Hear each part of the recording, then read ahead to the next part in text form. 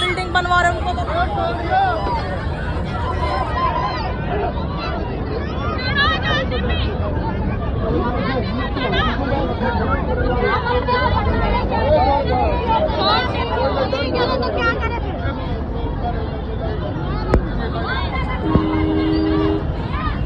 घर मकान तोड़ दे। इतिहास में लिखा गया है कि सरकार कोई भी लुहार को नहीं छेड़ सकती। लुहार को कोई कभी मांग नहीं किया लुहारों ने सरकार से।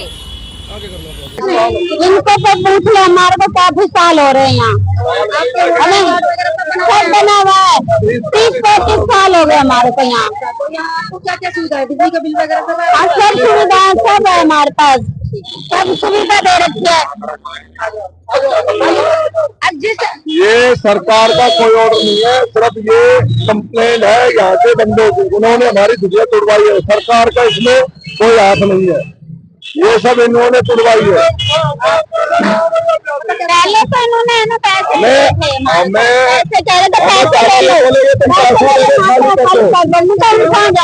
ये पैसा लेने खाली हम चले जाएंगे, हमें कहीं उठा दो हम चले जाएंगे, लेकिन ये मानो तुम पैसे ले लो चले जाओ। हम पैसे कैसे ले लेते? जब हमारा आसियाना नहीं रहेगा तो पैसे का क्या करेंगे? जब हमारा आसियाना नहीं रहेगा तो पैसे का क्या करेंगे?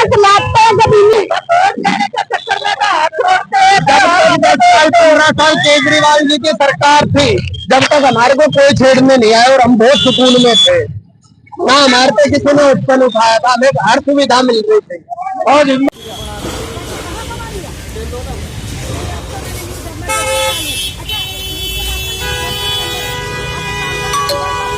मोदी जी कहते थे वो बीजेपी को लाओ, वो हम तुम्हें 25-25 रुपए देंगे, फ्री सिलेंडर देंगे, हमें सुकून से रहने भी नहीं दे रहे, तो हमें क्या देंगे?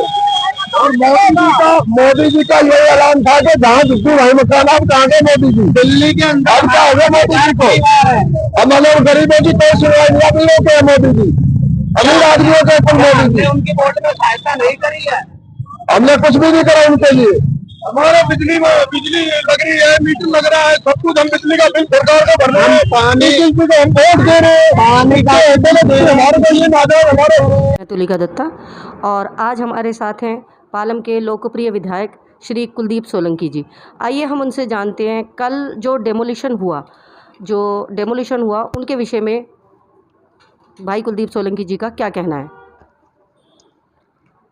देखिए, कल जो पालम मेन रोड पे हेल्थ सेंटर के सामने और कुछ पीछे उधर ब्रह्मा अपार्टमेंट की तरफ कार्रवाई हुई है, उसमें कुछ लोगों ने अपील डाली हुई थी हाई कोर्ट में। हाई कोर्ट के दिशा निर्देश के बाद ये कार्रवाई हुई है। ये भी ठीक है कि फुटपाथ बिल्कुल कवर कर रखा था उन लोगों ने, और वहीं पे कमर्शियल एक्टिविटी भी उनकी चल रही थी। तो मैं तो जब भी मौका मिलता है उनको कई बार कभी आप रोड पे मत बैठो, एनक्रोचमेंट करो, लेकिन सबका अपना अपना व्यू है, अपनी अपनी सोच है। लेकिन हाई कोर्ट के आदेश के बाद ये सारी कार्रवाई चल रही है। तो ये जो लोग थे, इनके पास मैंने देखा, जो मेरे पास अभी डॉक्यूमेंट भी आए हैं, इनके पास 30-30, 35-35 साल पुराने वोटर आई कार्ड हैं, आधार कार्ड है और बिजली के बिल, पानी के बिल वगैरह है। तो इनके विषय में आप कुछ रोशनी डालेंगे? देखिए, मेरे संज्ञान में नहीं है बात, लेकिन भारतीय नागरिक होने के नाते आधार कार्ड भी होगा, वोटर कार्ड भी हो सकता है। अब वो कैसे बना, कब बना, कहाँ के रहने वाले हैं लोग, ये मेरे संज्ञान में नहीं है। लेकिन हाँ, ये बात सही है कि काफ़ी लंबे समय से यहीं कभी इस रोड पे, कभी इस रोड पे, कभी इस रोड पे शिफ्ट होते रहते हैं। लेकिन अभी जो मैं कोई जिसने भी केस डाला है, मेरी उनसे कल बात हुई पता लगने के बाद, तो उन्होंने कहा ये बहुत लंबे समय से हमने अपील डाल रखी थी कोर्ट में, यहाँ रास्ता जाम होता है, कमर्शियल एक्टिविटी होती हैं, उनके डालने के बाद फिर ये एमसीडी और प्रशासन इस पर अपना काम कर रहे हैं। अच्छा कुलदीप जी, एक बात और कि आज अगर हम नॉर्मल व्यक्ति कोई पानी का बिजली का कनेक्शन लेते हैं तो उसके लिए एक प्रॉपर डॉक्यूमेंट हम देते हैं, प्रॉपर डॉक्यूमेंट देना चाहिए, उसमें देना पड़ता है, ये रूल है। तो विदाउट, अगर वो अवैध कब्जे पे थे तो ऑब्वियसली उनके पास कोई प्रॉपर्टी के डॉक्यूमेंट तो होंगे नहीं, तो उन्होंने किस आधार पर लिया, इसके विषय में कुछ अगर कहेंगे तो। बिजली का कनेक्शन जी, बिजली का नहीं, पानी का भी, बिजली का भी, सारे कनेक्शन। देखिए ये चीज़ तो अब डिपार्टमेंट के लोग ही बता पाएंगे, ये विषय तो जांच का है। जी, अगर बगैर डॉक्यूमेंट्स के कैसे आपने कनेक्शन पानी का और बिजली का कनेक्शन कैसे दिया है, तो कई बार तो ये भी संज्ञान में आता है, दंत कथाएं हैं या चर्चा में आती है, अभी सरकार ने इन लोगों को कोई प्लॉट लोड पे लोड कर रखे हैं जो जाते नहीं हैं और या अपने किराए पे दे रखे हैं, कुछ लोग ये कहते हैं, लेकिन मैं फौरी तौर पे बातें आ रही हैं क्योंकि काफ़ी लंबे समय से हैं और ये पलायन करते रहे हैं। जी बिल्कुल, कई बार हमने देखा है कि पलायन करते रहे हैं, कभी इधर से उधर, इधर से उधर, लेकिन अब काफ़ी लंबे समय से यहाँ थे क्योंकि ये बहुत लोग यहाँ ट्रैफिक में फंसते हैं, जाम में फंसते हैं, तो आई थिंक इसी वजह से मैं तो खैर अभी 1.5-2 महीने से जिम्मेवारी मिली है मुझे, लेकिन ये काफ़ी लंबे समय से कोर्ट में पेंडिंग था और अब इस पर ये प्रशासन अपना कार्रवाई कर रही है। हमारे साथ हैं वरिष्ठ अधिवक्ता श्री विनय कुमार शर्मा जी, आइए जानते हैं इस विषय में कानूनी पहलू पर उनका क्या कहना है। विनय शर्मा जी, ये जो अनऑथराइज्ड और अवैध जो अतिक्रमण कर रखा है कुछ लोगों ने, पालम में घुसती जो एंट्री जो द्वारका के साथ में वहाँ उन लोगों ने अनऑथराइज्ड तरीके से अतिक्रमण करने के साथ साथ फर्जी कागज़ों से वहाँ पर बिजली के मीटर और पानी के कनेक्शन भी ले रखे। ये सारे जो पुरानी जितनी भी सरकारें थी उनकी मिली भगत के साथ किया गया। जो क्षेत्र के पुराने जो नेता थे, जो पहले की जो सरकारें थी, उनके जो नेता थे वो सारे इसके साथ मिली भगत में शामिल हैं। अब जो सरकार आई है उसके बाद से इन सभी अतिक्रमणों पर जायज़ कार्रवाई की जा रही है और बहुत जल्दी ये भी पता लगाया जाएगा कि ये जो फर्जी कागज़ बनाए गए थे ये किसने बनाए गए हैं और जो भी संलिप्त होंगे उनके खिलाफ पुलिस कार्रवाई करेगी। धन्यवाद। नमस्कार, मैं तुलिका दत्ता।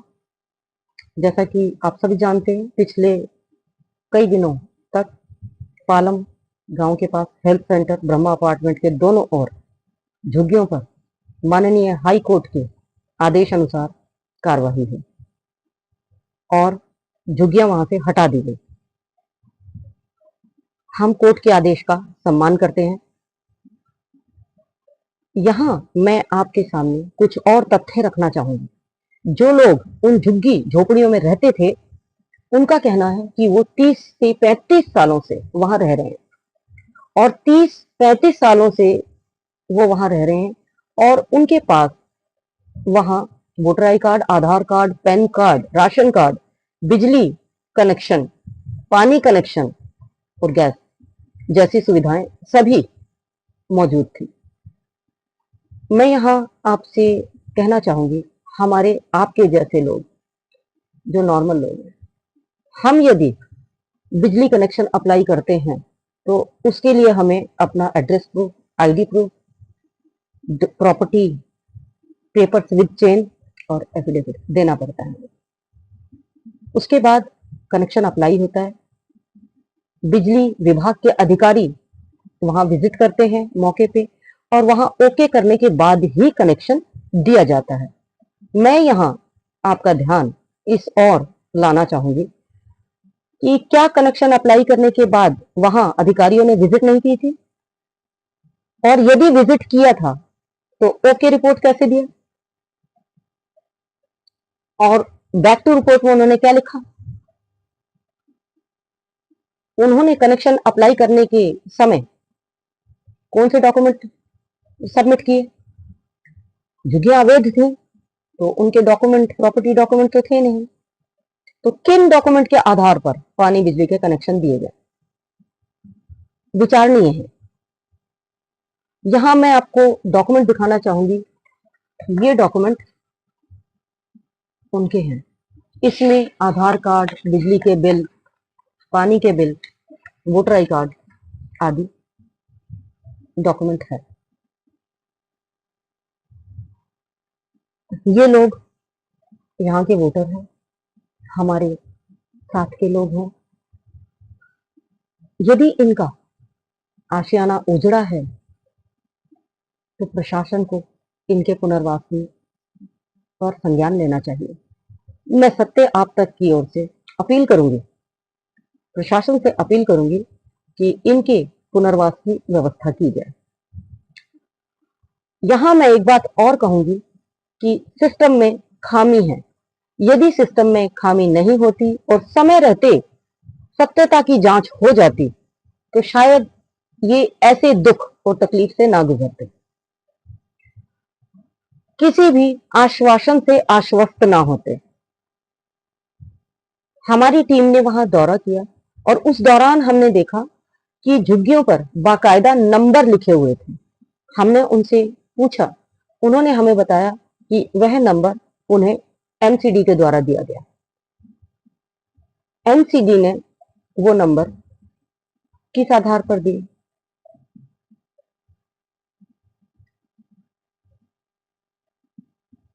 यदि समय रहते सत्यता की जांच हो जाती तो शायद किसी के आशियाने ना उजड़ते, यूं बच्चे ना बिलखते और ना ही उनको इतनी दुख और तकलीफ से गुजरना पड़ता।